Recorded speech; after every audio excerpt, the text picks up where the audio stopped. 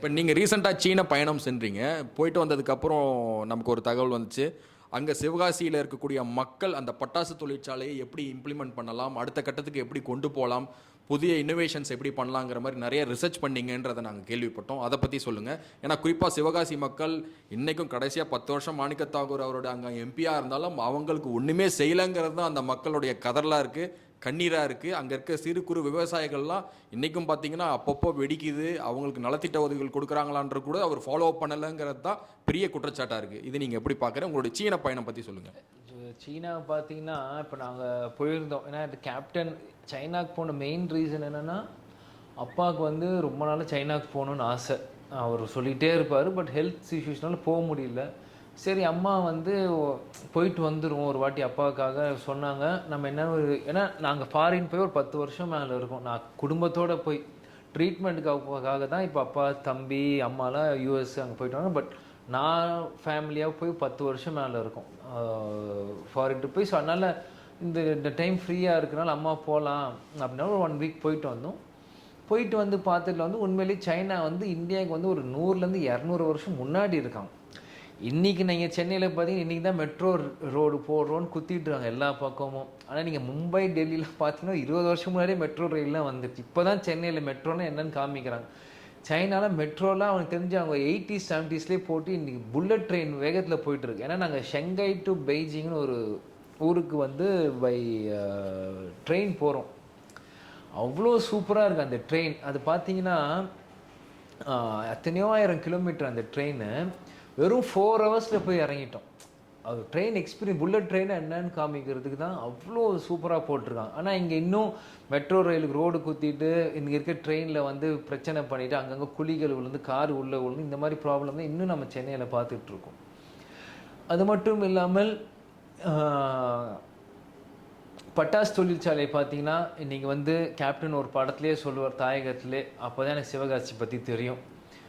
ஒரு தீவிரவாதி இருப்பார் அங்கே வந்து, இது நீ வேணால் பாகிஸ்தானில் எந்த வெடிகுண்டாலும் வெடிக்கலாம், இது வந்து நான் சின்ன ஜப்பான்லேருந்து வெடிகுண்டு நான் கொண்டு வந்தேன், நான் வெடிச்சேன்னா உங்கள் எல்லாருமே காலிடான்பார். அப்போ தான் நான் அப்பாவை கேட்டேன், சின்ன ஜப்பான்ட்டு இந்த படத்தில் தாயகம்ல என்னப்பா அப்படின்னு கேட்குறப்போ, சிவகாசி இன்னொரு பேர் தான் சின்ன ஜப்பான் அப்படின்வாங்க. ஏன்னா ஜப்பானில் இருக்க மூலையில் இருக்க எவ்வளோ ஷார்ப்போ அதே மாதிரி சிவகாசி மக்களும் அவ்வளோ ஷார்ப்பு. ஸோ அவங்க இருக்க தொழில் வந்து அந்த பட்டாசு தரம் அவ்வளோ உயர்வு. அதனால தான் அப்படி அந்த டைலாக் அந்த படத்தில் இருக்கும். அப்படியான்னு அப்போ தான் எனக்கு அது சிவகாசி கனெக்டு சின்ன ஜப்பான்னு எனக்கு தெரியும். ஸோ இப்போ கம்மிங் டு எலெக்ஷன் வரும்போது அங்கே இருக்க எல்லா ஃபேக்ட்ரிஸ் போனோம், மக்களை சந்தித்தோம், பல்வேறு பிரச்சனைகள் இருக்குது. பட்டாசு தொழிற்சாலை ஓனர்ஸை நான் பார்த்தேன். அந்த ஓனர்ஸ் எல்லாருமே வந்து அவங்களோட பிரச்சனைகள் சொன்னாங்க. இது ஏன் சைனா பட்டாசு வந்து பெட்டராக பர்ஃபார்ம் பண்ணால் அவங்க வந்து கொஞ்சம் இந்த க்ரீனரி ஆஃப் கொண்டு வராங்க, கொஞ்சம் மெடிசன்ஸ்லாம் கம்மி பண்ணுறாங்க, சீப்பாக இருக்குது, அதனால அங்கே சைனா ப்ராடக்ட்ஸ் வந்து கொஞ்சம் பெட்டராக இருக்குது. அப்புறம் பேரியம் நைட்ரேட் வந்து நம்ம ஊரில் யூஸ் பண்ணக்கூடாதுன்ற மாதிரி ஒரு இது சொல்கிறாங்க. அங்கே இதெல்லாம் தான் நம்ம ப்ராப்ளம்ஸ் இருக்குது அப்படின்றாங்க. ப்ளஸ் சைனா வந்து உங்களுக்கு எல்லாமே அங்கே சீப்பாக கிடைக்கிறதுனால அங்கே அது வெடிக்கிற ஸ்டைலு இந்த மாதிரி ஃப்ளவர்ஸ் அந்த மாதிரி க்ரியேட்டிவ் ஆங்கிள்ஸில் கொஞ்சம் நிறையா இருக்குது கம்பேர்ட் டு ஹியர் அப்படி இப்படின்னு நம்ம விஷயங்கள் அவங்க பேசுகிறாங்க. அவங்க பெருமையாக சைனாக்காரங்க அவன் பெருமையாக அவன் தான் பேசுவான்.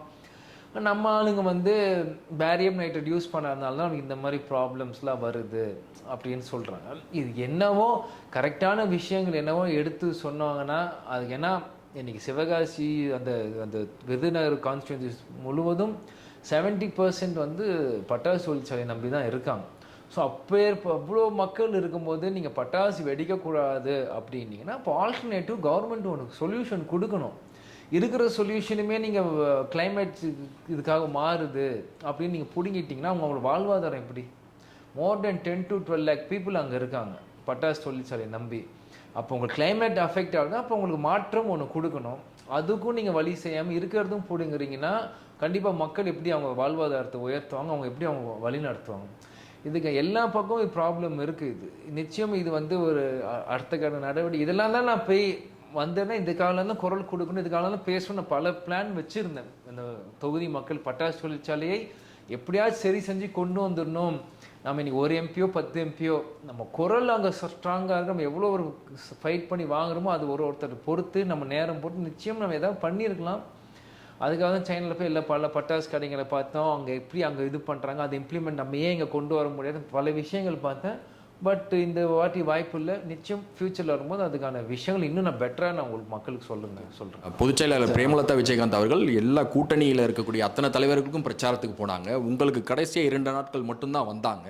அதை நீங்கள் எப்படி பார்க்குறீங்க? தான் இப்போது அது உண்மையிலேயே நான் வரவேற்கிறேன். ஏன்னா எங்கள் கேப்டன் எப்பயுமே சொல்லுவார், கூட்டணி தர்மம் தான் முக்கியம் அப்படின்னு சொல்லுவார். அது வந்து இந்த நேரத்தில் எங்கள் அம்மான்னு தாண்டி எங்கள் பொதுச் செயலர் அதை வந்து எடுத்து தான் நடத்தியிருக்காங்க. ஏன்னா இன்றைக்கி வந்து சுயநலமாக இல்லாமல் பொதுநலமாக 40 தொகுதியுமே ஜெயிக்கணும், என் மகன் ஜெயிச்சா மட்டும் பார்த்தாது 40 தொகுதியிலுமே என் நம்பியிருக்க அனைத்து கேண்டிடேட்டுமே ஜெயிக்கணும் அப்படின்னு சொல்லி இன்றைக்கி பிரச்சாரம் செஞ்சுருக்காங்க. அதனால இதை உண்மையிலேயே வரவேற்கிறேன். இன்றைக்கி வந்து எனக்கு 2 நாட்கள் வந்தாலுமே பவர்ஃபுல்லாக வந்து அந்த 2 நாள் சூப்பராக எங்கள் அம்மா எனக்கு பண்ணி கொடுத்ததான் மிகப்பெரிய ஒரு சேஞ்சஸ் இன்னும் இந்த பக்கத்தில் நெருங்கிச்சு விருதுநகரில். அந்த நேரத்தில் எங்கள் பொதுச் செயலர் நன்றியும் நான் தெரிவித்துக் கொள்கிறேன். அதுக்கு மட்டும் நீங்கள் பார்த்தீங்கன்னா இன்றைக்கி வந்து பல ஊடகங்களில் நீங்கள் சொன்னீங்க இந்த மாதிரி தேவையில்லாமல் ஒரு கேரக்டர் அசாசினேஷன் தனிமன தாக்குதல்லாம் பண்ணுறாங்க அப்படின்ட்டு. இது வந்து உண்மையிலே கண்டிக்கத்தக்கது. இன்றைக்கி வந்து நீங்கள் பொலிட்டிக்கல் ஒரு ஸ்ட்ராட்டஜியாக எடுத்து நீங்கள் பாலிட்டிக்ஸில் நீங்கள் டைரெக்டாக நீங்கள் மோதுங்க, இல்லை இருக்கிற உண்மையை நீங்கள் வந்து இன்னும் கொஞ்சம் 10 விதமாக சொல்லி நீங்கள் பெருசு பண்ணுங்கள், நாங்கள் அது வரவேற்கிறோம். ஆனால் இல்லாத ஒன்று உண்மையாக நீங்கள் சித்தரித்து தேவையில்லாமல் ஒன்று பண்ணி நீங்கள் பண்ணுறது உண்மையிலே தவறான ஒரு விஷயம். இன்றைக்கி வந்து கேப்டன் இல்லாத இந்த நேரத்தில் ஒரு பெண்மணியை திருமதி பிரேமலதா விஜயகாந்த் அவங்களோட வாழ்க்கையை இந்த கட்சிக்கும் இந்த குடும்பத்துக்கும் இந்த மக்களுக்கும் அர்ப்பணிச்சிருக்காங்க. அவங்களோட ஒரு செகண்ட் கூட அவங்க வாழ்ந்ததில்லை. ஸோ அப்படி இருக்கும்போது இன்றைக்கி எல்லா பக்கமும் பிரச்சாரம் செஞ்சு இன்றைக்கி இந்த மக்களுக்காக அவங்க போய் எல்லா பக்கம் உழைச்சி அவங்க பண்ணும்போது அது வரவேற்கணும். இன்றைக்கி எல்லா இடத்துலையுமே பெண்கள் வரணும்னு நம்ம குரல் கொடுக்குறோம், பேசுகிறோம். ஆனால் இன்றைக்கி ஒரு பெண் வரும்போது எதுக்கு நீங்கள் எல்லாம் தள்ளி விட்றீங்க? கை கொடுத்து சப்போர்ட் பண்ணணும். இன்றைக்கி ஒரு ஆண்கள் இன்றைக்கி நான் சொன்ன மாதிரி எந்த ஒரு ரிலேஷன்ஷிப் வேணால் நீங்கள் எங்கள் அப்பாவாக இருங்க, தம்பியாக இருங்க, அண்ணனாக இருங்க, பாய் ஃப்ரெண்டாக இருங்க, ஹஸ்பண்டாக இருங்க, தாத்தாவாக இருங்க, சித்தப்பா பெரியப்பா, எந்த ரிலேஷன்ஷிப் வேணாலும் இருக்கட்டும். ஆனால் ஒரு பெண் முன்னாடி வந்து அவங்க ஏதாச்சும் என்ன ஒரு ஒர்க்காக இருக்கட்டும், பாலிட்டிக்ஸ் மட்டும் எனி ஒர்க், ஒரு பெண் அவங்க வந்து நான் பண்ணணும் அப்படின்னு அவங்க முன்னாடி எடுத்து வந்தாங்கன்னா அவங்க கூட எல்லா ஆண்களும் சப்போர்ட்டாக இருந்தால் அவங்களுக்கு கொண்டு வரணும். சும்மா நம்ம வெறும் வாயில் பெண்கள் வரணும்னு பேசினா பார்த்து அவங்க கூட இருந்து நம்மளுக்கு கொண்டு வரணும். அதுக்காக தான் இன்றைக்கி எங்கள் அம்மா கூட இன்றைக்கி அவர் மகன் தாண்டி ஒரு தேமுதிக தொண்டனா எங்கள் அண்ணி பின்னாடி நாங்கள் நிற்கிறோம். நின்று கண்டிப்பாக அவங்களுக்கான கனவு, எங்கள் அப்பாவோட கனவு நிறைவேற்ற தான் பிரேமலதா இருக்காங்க. எங்கள் அப்பா அம்மா 2 பேரும் கனவை நிறைவேற்ற நீ மகனாக நாங்கள் இருக்கேன், எங்கள் பின்னாடி லட்சக்கணக்கான தொண்டர்களும் இருக்காங்க. நிச்சயம் அதனால் அவதூறு பரப்பாதீங்க. உங்கள் கட்சி ஆஃபீஸ் இங்கே தான் இருக்குது, எல்லா நண்பரும் உங்களுக்கு இருக்குது. ஏதாவது டவுட்னா ஃபோன் பண்ணி கேளுங்க, நாங்கள் சொல்கிறோம்.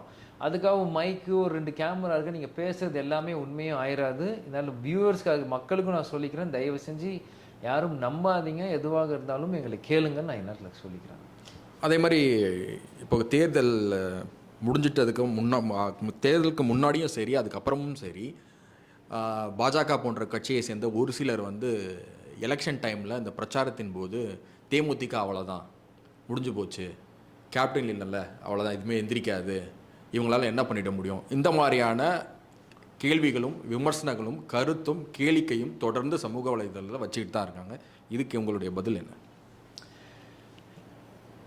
இது வந்து சும்மாவே தேமுதிக அவ்வளோதான் அப்படின்னு சொல்கிறாங்க. ஏன் அப்படி சொல்கிறாங்கன்னு எனக்கு புரியல. ஏன்னா இன்றைக்கி ஒவ்வொரு கட்சியுமே ஒவ்வொரு தலைவர்கள் ஆரம்பிச்சப்படுற கட்சி தான். இன்றைக்கி அதிமுகவும் சரி, திமுகவும் சரி, காங்கிரஸ் எதுவாக இருந்தாலுமே அந்தந்த நேரத்தை ஒரு தலைவர் ஆரம்பிச்சிருக்காங்க. அந்த தலைவர் மறைவுக்கு பிறகு வேறு யாரும் அந்த கட்சியை எடுத்து நடத்த தான் போகிறாங்க. இன்றைக்கி திமுக ஆரம்பித்தது அண்ணாக்கு அப்புறம் கலைஞருக்கு அப்புறம் ஸ்டாலின், உதயநிதி இப்படி வந்துட்டுருக்கு. இன்றைக்கி அண்ணா தான் திமுக ஆரம்பித்தார், அண்ணாக்கு அப்புறம் அந்த கட்சி இல்லைன்ட்டு யாரும் சொல்ல முடியுமா? இன்றைக்கி ஏடிஎம்கே ஆரம்பிச்சது எம்ஜிஆர், இன்றைக்கி அண்ணன் எடப்பாடி அண்ணன் வரைக்கும் இன்றைக்கி அந்த கட்சி வந்திருக்கு. அதே மாதிரி தேமுதிக ஆரம்பித்தது கேப்டனுக்கு அப்புறம் அந்த கட்சி இல்லைன்னு இவங்க சும்மா சொல்கிறாங்க. என்னென்னா இன்றைக்கி கேப்டனுக்கு அப்புறம் நீங்கள் அந்நியார் வந்திருக்காங்க, அந்நியார் எடுத்து வழிநடத்தி செஞ்சுட்ருக்காங்க. அதுக்கு நீங்கள் ஆதரவு கொடுக்கணும். அதை விட்டு கேப்டனுக்கு அப்புறம் இந்த கட்சியால் அண்ணாக்கு அப்புறம் திமுக மறைய வேண்டியதானே, எம்ஜிஆருக்கு அப்புறம் அதிமுக மறைய வேண்டியதானே, எதுக்கு அவருடைய கட்சி மறைய வேண்டியதானே? கட்சி என்பது கொள்கை ரீதியாக அந்த கொள்கைகள் கோட்பாடு கொண்டு வரும்போது அந்த காலத்தில் ஒவ்வொரு தலைவர் வந்து அதை வழி நடத்தணும். அதுதான் அப்படி. இன்றைக்கி வந்து கேப்டனுக்கு அப்புறம் அந்த கட்சி அவ்வளோதான் அப்படின்றது இந்த கட்சி அவ்வளோதான் தவறான ஒரு விஷயம். இன்றைக்கி பார்த்தீங்கன்னா தேமுதிக வெறும் 2.5% ஓட்டு தான் வாங்கியிருக்கு. இன்றைக்கி வந்து நாம் தமிழரான அண்ணன் சீமான் அண்ணன் கட்சி வந்து 8% மேலே ஓட்டு வாங்கியிருக்கு. அப்புறம் வந்து பிஜேபி அவ்வளோ ஓட்டு வாங்கியிருக்காங்க அப்படின்னா, இன்றைக்கி தேமுதிக என்னும் கட்சி வந்து கேப்டனால் இன்றைக்கி அதிமுக திமுக மாற்றுன்னு இந்த கட்சி ஆரம்பித்து முதல்ல தேர்தல் காலம் வந்து 10% ஓட்டு வரைக்கும் நம்ம வாங்கி நம்ம ஒரு ரூட்டில் போயிட்டுருக்கோம். போயிட்டு இருக்கும்போது இன்றைக்கி நம்ம கூட்டணி அப்படின்னு ஒரு வழியில் போகும்போது இப்போ உள்ளே போனதுக்கப்புறம் ஏடிஎம்கே கூட்டணி டைரெக்ஷன் மாறிடுச்சு. ஸோ இன்றைக்கி வந்து இன்றைக்கி அண்ணன் சீமான் அண்ணனே சொல்கிறாரு, இன்றைக்கி நான் கூட்டணி வச்சேன் என் கட்சி காலின்னு அவரே தான் சொல்லி என்னோட வழிகாட்டி அண்ணன் விஜயகாந்த் தான்றார். அப்போது அதே மாதிரி தான் இன்றைக்கி தேமுதிகவும் தனியும் பண்ணிருந்தோம் ஓட்டு விழுந்துச்சு. கூட்டணின்றப்போ ஓட்டு சதவீதம் குறையும். அதுக்காக கட்சியே இல்லைன்னு சொல்கிறது முட்டாள்தனம். இன்றைக்கி 5 தொகுதியில் நின்று இருக்கோம். அந்த 5 தொகுதியோட வாக்குகள் தான் இன்னைக்கு 2.62 2.7% ஓட்டு நாங்கள் வாங்கியிருக்கோம். 12 லட்சம் ஓட்டு கிட்ட வாங்கியிருக்கோம். அது வெறும் 5 தொகுதி தான். அது மட்டும் இல்லாமல் இன்றைக்கி அண்ணன் சீமானும் சரி, இன்றைக்கி பிஜேபியும் சரி, மற்ற கட்சிகள் பல்வேறு 40 தொகுதியில் இன்னும் அவங்க 8% ப்ரூவ் பண்ணியிருக்காங்க. ஸோ 5க்கும் 40க்கும் பல்வேறு வித்தியாசங்களுக்கு ஓட்டு எண்ணிக்கைகள் இருக்குது. இதை யாரும் பேச மாட்டேங்கிறாங்க. வெறும் 2% இதுன்றாங்க. இன்றைக்கி நாங்களும் 40 தொகுதி வந்தோன்னே இன்றைக்கி தேமுதிகவும் கணிசமான வாக்கு வாங்கியிருக்கோம். அது மாற்று கருத்தே இல்லை. கண்டிப்பாக பொலிட்டிக்கல் ஸ்ட்ராட்டஜி சொல்கிற கருத்து என்ன அப்படின்னு பார்த்தீங்கன்னா, தேமுதிக தனித்து போட்டி கட்டுனதா கண்டிப்பாக 12% 15% தாராளமாக வாங்கியிருப்பாங்க அப்படிங்கிறது தான் இந்த தேர்தலை பொறுத்த வரைக்கும். ஏன்னா ஒவ்வொரு பக்கம் அவர் சிம்பத்தி ஓட்டு இருக்குது. இதுக்கப்புறம் விஜயகாந்துக்குன்னு ஒரு ஃபேன் ஃபாலோவர்ஸ் இருக்காங்க. பிரேமலதா விஜயகாந்த் அவர்களும் ஒரு ஃபாலோவர்ஸ் இருக்காங்க. கண்டிப்பாக அவங்க 12 15 வாங்கியிருப்பாங்க அப்படிங்கிறாங்க. இருந்தாலும் அது ஒரு கருத்து கணிப்பாக இருக்குது. நீங்கள் இப்போ கூட்டணியை பற்றி சொல்கிறீங்க இல்லையா, தனித்து நின்னால் ஒருவேளை தனித்து நின்னால் நீங்கள் லீட் பண்ணுவீங்களா கட்சியை? அந்நியார் கூட இருந்து லீட் பண்ணுவீங்களா? நிச்சயம். ஏன்னா தேமுதிக வந்து தனித்தே களம் இறங்கியிருக்கு இந்த கட்சி. அதனால் லீட் பண்ண முடியும். அதை தான் நான் சொல்கிறேன். ஏன்னா கட்சி ஆரம்பிக்கிற புதுசில் அன்னைக்கு வந்து புது கட்சி புது ரத்தம், அன்றைக்கி நம்ம கூட்டணி வைக்கலாம். அன்றைக்கி திமுக அதிமுக மாற்றிருந்த ஓட்டர்ஸ் எல்லாம் அன்றைக்கி இவ்வளோ கட்சிகள் இல்லை. இன்றைக்கி பல்வேறு இன்றைக்கி எல்லாரும் தனித்தனியாக கட்சி ஆரம்பி சிஎம்மாக இருக்கிறோம். அன்றைக்கி வந்து அம்மையார் ஜெயலலிதா, கலைஞர், கேப்டன் அப்படி இருக்கும்போது மாற்று சக்தியாக இருக்கும். அன்றைக்கி நியூட்ரல் ஓட்ஸ் எல்லாம் இங்கே வந்துச்சு. நம்ம ஒரு டைரெக்ஷனில் போகும்போது அன்றைக்கி கூட்டணின்னு போகும்போது அந்த ஓட்ஸ் வந்து இன்றைக்கி திரும்பி பிரிஞ்சிருச்சு. அவ்வளோ தான் திரும்பி திமுகவுக்கு போயிருக்கோம், அதிமுகவுக்கு போயிருக்கோம். எங்களுக்கு கொஞ்சம் இருக்குது. அந்த மாதிரி பிரிஞ்சிருக்கு ஓட்டு. கேப்டனோட விசுவாசிகள் கேப்டன் பிடிக்கிறவங்க இன்னும் இருந்துட்டு தான் இருக்காங்க. அதுக்கப்புறம் அண்ணன் இன்னொரு கட்சி சீமான் அண்ணன் இன்னைக்கு தனியாக வரும்போது இன்றைக்கி அந்த ஓட்டெல்லாம் திருப்பி இங்கே உழுது.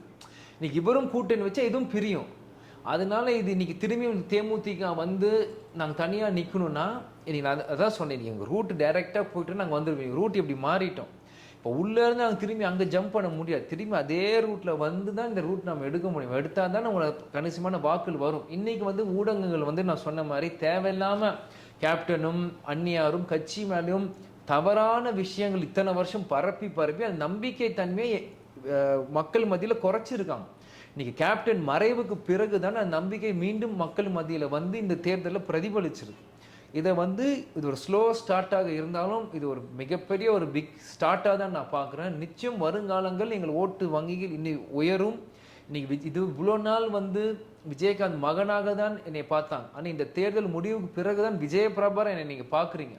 ஒரு வாய்ப்பு கொடுத்துனா இன்னும் நான் வேகமாக நிரூபிச்சிருக்கேன். இருந்தாலும் இந்த தோல்வி எனக்கு பல அனுபவங்கள் கொடுக்குது, பல பாடங்கள் எனக்கு கற்று கொடுத்துருக்கு. இதை நான் ஒரு முதல் வெற்றி கல்லாக நான் வச்சு இன்னும் நான் பல்வேறு விஷயங்கள் இளைஞர் மத்தியிலும் பெண்கள் மத்தியிலும் பொதுமக்கள் மத்தியிலும் நான் கொண்டு வந்து இதுக்கான வளர்ச்சி பாதை என்னமோ அதை நோக்கி தான் நாங்கள் போவோம். ஏன்னா எங்களோட முதல் இலக்கே நீங்கள் சும்மா நம்ம வந்து நான் சிஎம் ஆயிருங்க அப்படின்னு ஒரு வார்த்தையில் நம்ம சொல்ல முடியாது. ஆனால் இங்கே ஒரு எம்எல்ஏ எம்பி ஆகிறதுக்கே எவ்வளோ கஷ்டம்னு இந்த தேர்தலை புரிய வச்சிருக்கு. எங்களோட இலக்கு என்ன, எங்கள் அப்பா விட்டுட்டு போனதை ஃபஸ்ட்டு எனக்கு பர்சனலாக அதை பிடிக்கணும். இன்னைக்கு 29 எம்எல்ஏ பண்ணியிருக்கோம். அதை தாண்டி ஃபஸ்ட்டு ஒன்று வரும். அதுக்கப்புறம் ஃப்யூச்சரை பற்றி யோசிப்போம். இன்றைக்கி வந்து எடுத்தவனே சிஎம் ஆகணுன்றது அது வந்து சிஎம்ன்றது கேன்டீன் மேனேஜர் இல்லை, சீஃப் மினிஸ்டர். அதை புரிஞ்சுக்கணும். அது வந்து கண்டிப்பாக அது வந்து பெரிய ஒரு விஷயம். அது வந்து நம்மளுக்கு எல்லாமே அமையும். யூனிவர்ஸ் வந்து அந்த ஒரே டைம் அந்த பிளான் கனெக்ட் ஆகிற மாதிரி எல்லாமே அமைஞ்சாதான் நம்ம ஓவர் நைட்டில் மாறும். இல்லாட்டி நம்ம உழைக்கணும். பல ஸ்ட்ராட்டஜி இருக்குது, பிளான்கள் இருக்குது. இன்றைக்கி வந்து நாங்கள் விட்ட இடத்த பிடிச்சி சிஎம் ஆயிரும் நாங்கள் சொல்லலை. இன்றைக்கி தேமுதிகோட நிலைப்பாடு என்னன்னு தெரியும், நம்ம கட்சி என்னென்னு இருக்குன்னு தெரியும். இன்றைக்கி ரொம்ப ஒரு டவுன்லேருந்து கட்சி இல்லைன்ட்டுலாம் நம்ம சொல்ல முடியும். இன்றைக்குமே நம்மளுக்கு கட்சி இருக்குது, ஆட்கள் இருக்காங்க. 234 தொகுதியுமே நம்ம கொடி பறக்குது. எல்லா ஊர், எல்லா வார்டு, எல்லா பக்கம் மக்கள் இருக்காங்க, இல்லைன்ட்டுலாம் இல்லை. இருந்தாலுமே இன்றைக்கி வந்து நம்ம வரும்போது கொஞ்சம் காலதாமதம் ஆகும், நிச்சயம் முடியும், முடியாதுன்னா இல்லை, முடியும். ஆனால் கொஞ்சம் டைம் ஆகும், நிச்சயம் நம்ம ஜெயிப்போம். அதான் நான் சொல்லுவேன். இறுதியான ஒரு கேள்வி, கேப்டனுடைய உண்மை விசுவாசிகள், தொண்டர்கள், அவருடைய ஃபாலோவர்ஸாக இருந்தவங்க ஆரம்ப காலங்கள்லேருந்து இப்போ திரைத்துறையை சேர்ந்தவர்கள் எல்லாரும் சமூக வலைதளங்களில் ஒரே ஒரு கேள்வியை மட்டும் உங்களையும் பொதுச் செயலாளர் திருமதி பிரேமலதா விஜயகாந்த் அவர்களும் டேக் பண்ணி கேட்குறாங்க. அது என்னென்னா, விஜயகாந்த் அவர்களால் துறை ரீதியாகவும் தனிப்பட்ட ரீதியாகவும் முன்னேறியவர்கள் ஆயிரக்கணக்கான பேர், லட்சக்கணக்கான பேர் ஐஏஎஸ் ஆகியிருக்காங்க, ஐபிஎஸ் ஆகியிருக்காங்க. பசங்க 2 பேரும் தமிழ்நாட்டில் படிக்கும் போது யார் பசங்களையும் அவர் லண்டனில் படிக்க வச்சார், ஜெர்மனியில் படிக்க வச்சுருக்காரு, எத்தனையோ அதிகாரிகளை உருவாக்கியிருக்காரு, எல்லாம் ஓகே. அவங்க பையன் தேர்தலில் நிற்கும் போது திரைத்துறையை சேர்ந்தவங்க யாருமே பிரச்சாரத்துக்கு போலையே, ஏன் அப்படின்னு ஒரு கேள்வி கேட்குறாங்க. இது நான் இது இல்லை, உங்களுடைய கருத்து என்ன? நீங்கள் இதை யோசிச்சிங்களா இதை பற்றி? நான் அது உண்மையிலே நான் யோசிக்கல. நான் தேர்தல் இறங்கும்போது எனக்கு யாரும் வருவாங்களா போவாங்களான்னு எனக்கு தெரியல. நான் வந்து இந்த கூட்டணியை நம்பினோம், மக்களை நம்பி தான் நான் இறங்கினேன். எங்கள் அப்பா பிளெஸ்ஸிங் எனக்கு இருக்கும், விருதுநகர் மக்கள் என்னை காப்பாற்றுவாங்க, ஜெயிக்க வைப்பாங்க, ஒரே நம்பிக்கை மக்கள் தான். எனக்கு திரையுலகத்துலேருந்து பிரச்சாரம் செய்யணும், அவங்க வரணும் இவங்க வரணும், நான் எதுவுமே நான் உண்மையிலே சொன்ன செகண்ட் தாட்லேயே நான் போகல. இந்த மக்களை நம்பி வரேன், சொந்த ஊருக்கு திரும்பி வரேன். கேப்டன் விருதுநகரில் பிறந்து மதுரைக்கு வந்து சென்னைக்கு வந்தார். நான் சென்னையில் பிறந்து மதுரைக்கு வந்து விருதுநகர் வந்திருக்கேன். அதுதான் ஃபார்முலா. நான் வந்திருக்கேன், மக்களுக்கு எனக்கு ஓட்டு போட முழுசுமையாக நம்பினேன். இல்லை, இந்த கேள்வி வந்து என்னுடைய தனிப்பட்ட கேள்வி இல்லை, அவருடைய ஃபாலோவர்ஸ், லட்சக்கணக்கான கோடிக்கணக்கான ஃபாலோவர்ஸ்னுடைய ஆள் மனதில் இருக்கக்கூடிய ஒரு வேதனையாக தான் இந்த கேள்வியை நான் உங்ககிட்ட முன் வச்சேன். இந்த பதில் இது நேரடியாக மக்கள்கிட்ட போய் சேருது. ஏன்னா இது தொடர்ந்து கேட்டுக்கிட்டே இருக்காங்க, ஏன் யாருமே போகல? இப்போ மதுரையில் வெங்கடேசன் நிற்கும் போது இங்கே இருக்க இயக்குநர்கள் எல்லாமே போனாங்களே. இதே திரைத்துறைக்காக அவர் அம்மா சிவா சொல்கிறார் ஒரு பேட்டியில், ரத்தத்தை சிந்திருக்காரு நடிகர் சங்கத்துக்காக. விஜயகாந்த் அவர்கள் அவர் ரத்தத்தை சிந்திருக்காரு அப்படிங்கிற. அப்படி இருக்கும் போது ஒருத்தர் கூட விஜய் பிரபாகரனுக்காக களத்தில் நிற்கலே ஏன்னு கேட்குறாங்க. இல்லை, ஒருத்தர் இல்லை, வந்தாங்க, 2-3 பேர் வந்தாங்கன்னு நினைக்கிறேன். லைக் தியாகு சார் வந்தார், அப்புறம் சின்ன கவுண்டர் டைரக்டர் ஆர்வி உதயகுமார் அவர் வந்தார். 2 பேரும் நான் பார்த்தேன். மீசை ராஜேந்திரன் வந்தாங்க, நம்ம கட்சிக்காரர் தான், பட் நடிகரும் அவர் நடிகரும் தான். இவரை தாண்டி வேறு யாரும் வந்தாங்கன்னு எனக்கு தெரியல. அது எப்படின்னு எனக்கு இல்லை, பட் நான் மக்களை நம்பி இறங்க. நீங்கள் எதிர்பார்க்கல? நான் எதிர்பார்க்கல.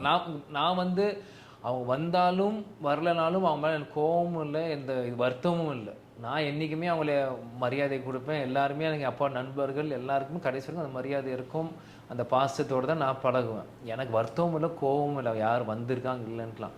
நான் எங்கள் மக்களை நம்பினேன், இந்த கூட்டணியை நம்பினேன், எங்கள் கட்சி தேமுதிக தொண்டர்களை நம்பி தான் நான் இறங்கினேன். வந்த 2-3 பேருக்கும் இந்த நேரத்தில் நான் நன்றி சொல்லணும். தியாகு அங்கிளும் சரி, சின்ன கவுண்டர் ஆர்வி உதயகுமார் அண்ணனும் சரி, மீசை ராஜன் அண்ணனும் சரி. நான் பார்த்தது இதுதான், இந்த 3 பேர் தான் நான் பார்த்தேன். பார்க்காம யார் வந்தாங்கன்னு தெரியல, வந்திருந்தாங்கன்னா மன்னிச்சுக்கோங்க. கண்டிப்பாக எல்லாருக்குமே நேரத்தில் நன்றி சொல்லணும். அதே மாதிரி இன்னொரு கேள்வி முன்வைக்கப்படுது. தமிழ்நாடு அரசு கூட அவருக்கான உரிய மரியாதை கொடுத்த போது நடிகர் சங்கம், தயாரிப்பாளர் சங்கங்கள், சினிமா துறையை சேர்ந்த எந்த சங்கங்களும் அவருக்கான இறுதி மரியாதையை செய்யலை. வரவேண்டிய முக்கியமான ஆட்கள் வரலை. அதாவது திருப்பி அம்மா சிவா அவர் சொன்ன அதே லைனை தான் நான் கோட் பண்ணுறேன். இதே நடிகர் சங்கத்துக்கும் இதே திரைத்துறைக்கும் தன்னுடைய ரத்தத்தை சிந்திருக்கார் கேப்டன். அப்படிங்கிறப்போ அந்த உரிய மரியாதை கொடுக்கலங்கிறப்போ ஒரு மகனாக உங்களுக்கு வேதனை இருந்துச்சா இல்லையா? இல்லை, நீங்கள் எதுவும் எதிர்பார்க்க மாட்டீங்க, அது வேறு விஷயம். இது மக்கள் எதிர்பார்க்குறாங்க இந்த கேள்விக்கு. மக்களாக இருந்த பதில் என்னென்னா, இப்போது ஒன் சன் ஒன் மூன் மாதிரி ஒன் கேப்டன் தான் அப்படி செய்ய முடியும் மக்களுக்கு. ஆனால் கேப்டன் அவங்களாம் திரும்பி செய்வான், கேப்டன் எதுவுமே எதிர்பார்க்க மாட்டாங்க. ஸோ அவங்க எல்லாருமே கேப்டன் இல்லை, கேப்டன் மாதிரி செய்கிறதுக்கு. அதனால அவங்களால செஞ்ச முடிஞ்சதை அவங்க செஞ்சுருக்காங்க. அதுக்கு நான் மரியாதை கொடுக்குறேன், தலைவனுங்கிறேன், நன்றியை தெரிவித்துக் கொள்கிறேன். ஆனால் இன்னும் அவங்க நினச்சிருந்தா பல மடங்கு செஞ்சுருக்கலாம்.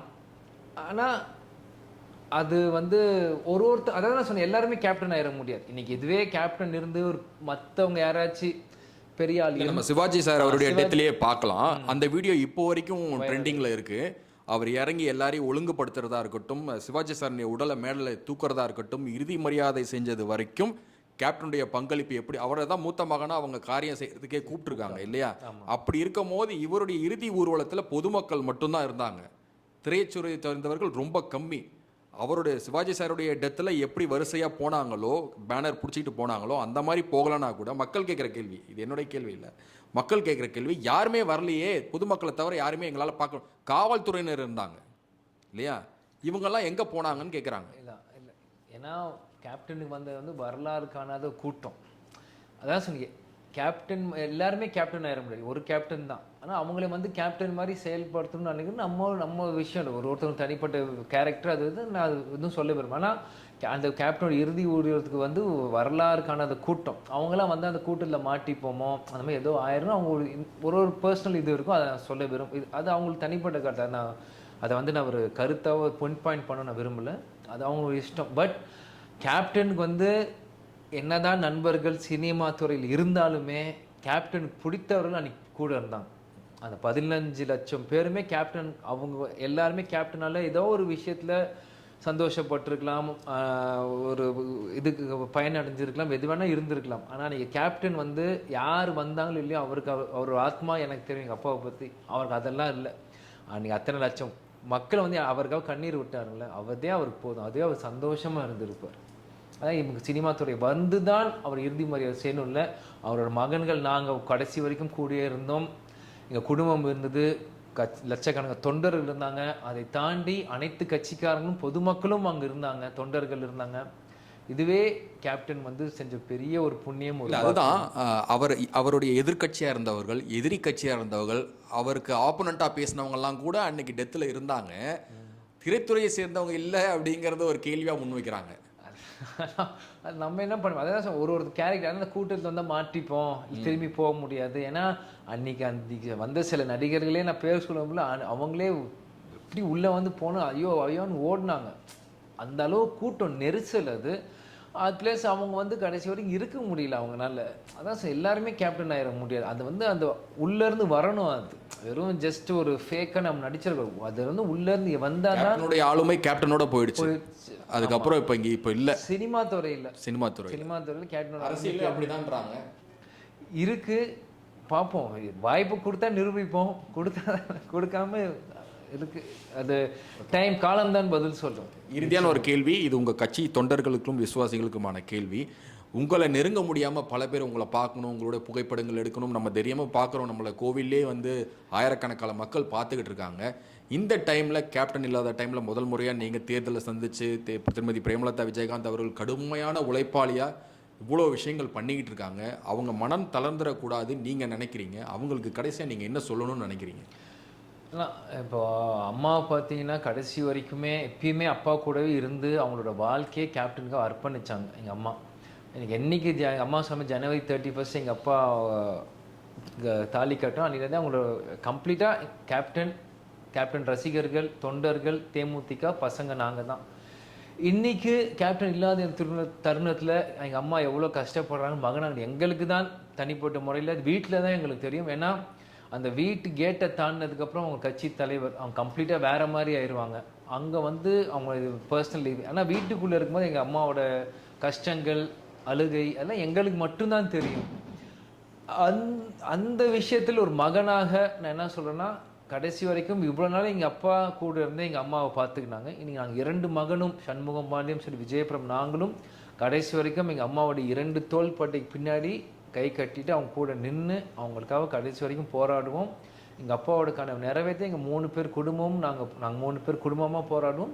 எங்கள் அம்மாவுக்காகவும் என் மகனாக என்னென்ன விஷயங்கள் செய்யணும் எல்லாமே செஞ்சு அவங்களுக்காக கூட இருந்து கடைசி வரைக்கும் நான் இருப்பேன். இந்த நேரத்தில் ஒரு சொல்லிக்கிறேன்.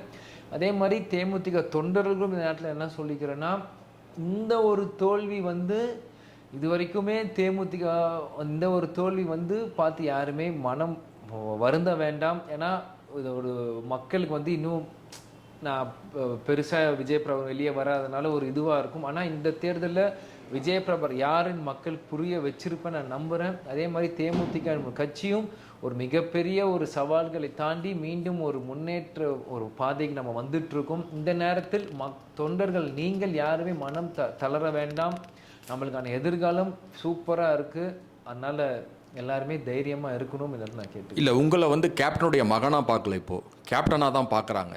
அதனால் உங்களுடைய ஒவ்வொரு அசைவுகளையும் தொண்டர்களும் மக்களும் கூர்ந்து கவனிச்சுக்கிட்டே வராங்க. அதனால் அந்த மக்களுக்கு நீங்கள் சொல்கிற ஒவ்வொரு வார்த்தையுமே மிகப்பெரிய புத்துணர்ச்சியாக இருக்கும், மீண்டும் வர்றதுக்கான ஒரு பூஸ்டாக இருக்கும். அதனால தான் உங்கள்கிட்ட நான் அந்த இதை கேட்குறேன், இறுதியான கேள்வியாக கேட்குறேன். இது மக்களுக்கு அந்த உங்களுடைய ஃபாலோவர்ஸ்க்கு நீங்கள் என்ன சொல்லி வரீங்க? நீங்கள் நான் இருக்கேன், நான் இருக்கேன் அப்படின்னு நீங்க அதுதான் சொல்றீங்களா? அதுதான் நானும் சொல்றேன். இப்போ கேப்டன் இல்லை அப்படின்னு யாருமே நினைக்க வேணாம். ஏன்னா கேப்டன் கொடுத்த தைரியம், அவன் வந்து கேப்டன் 2 மகன்கள் அதை தான் நான் சொன்னேன். கேப்டன் வந்து எங்களை வந்து உங்களுக்காக தான் விட்டுட்டு போயிருக்கார். இனி நாங்கள் எங்கள் வாழ்க்கை முழுவதுமே எங்கள் கட்சிக்காரங்க மக்களுக்காக தான். எங்களுக்கு எதுவுமே வேணாம். நாங்கள் காசு கேட்கல, பணம் கேட்கல, எதுவுமே நாங்கள் கேட்கல. உங்களோட சப்போர்ட், கொஞ்சோண்டு சப்போர்ட் மட்டும் எங்களுக்கு கொடுங்க. நிச்சயம் நாங்கள் மிகப்பெரிய அளவில் நாங்கள் சாதிச்சு காமிப்போம். மக்கள் ஆதரவு தான் எங்களுக்கு வேணும், வேறு எதுவுமே எங்களுக்கு வேணாம். மக்களை கொஞ்சம் சப்போர்ட் பண்ணி மிகப்பெரிய ஒரு அளவில் நாங்கள் நிரூபித்து காமிக்கிறோம். இன்றைக்கி வந்து எங்கள் தொண்டர்கள் மீண்டும் மீண்டும் சொன்னேன், எனக்கு முதல்ல எங்கள் எல்லாரும் கட்சிக்கார் என்னை கேட்குறீங்க, தம்பி தைரியமாக இருங்க. நான் தைரியமாக இருப்பேன், எனக்கு இது பிரச்சனை இல்லை.